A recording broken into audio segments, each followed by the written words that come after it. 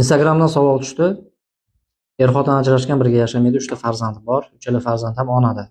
Lekin farzandlar ona bilan yashashni xohlamaydi, ota bilan yashashni xohlaydi. Farzandlarning yoshi 15 yosh, 8 yosh va 2 yosh. Bu holat bo'yicha farzandni olish bo'yicha fuqarolik sudga murojaat qilish kerak bo'ladi ariza bilan ota tomonidan. Sud ko'rib chiqib, 15 yoshli farzand so'zsiz agar otam bilan yashashni xohlaydigan bo'lsa, otaga olib beradi.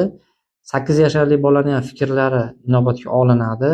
Agar haqiqatda asoslar yetarli bo'ladigan bo'lsa, haqiqatda ona tomonidan bolalarni tarbiyasiga, sog'lig'iga, ma'naviy barkamol o'sishiga bir to'sqinlik qiladigan xatti-harakatlar bo'lsa, bolalarga nisbatan e'tiborsiz bo'ladigan bo'lsa, unda 8 yasharli bolani ham otasiga olib berish mumkin. Endi 2 yasharli bolaga keladigan bo'lsak, bunda vasiylik va homiylik organini jalb qilib, ularning xulosasini olishga to'g'ri keladi. Agar haqiqatda ikkala oilani o'rganib chiqib turib, otada yashash maqsadga muvofiq bo'lsa, bolaga har tomonlama sharoitlar yaxshi bo'lib, bolani manfaatiga to'g'ri keladigan sharoitlar bo'ladigan bo'lsa, uni ham bolaga olib berish, otasiga olib berish mumkin bo'ladi. Agar sizda ham shunday ishlar bo'ladigan bo'lsa, yordam kerak bo'lsa, bizga murojaat qiling.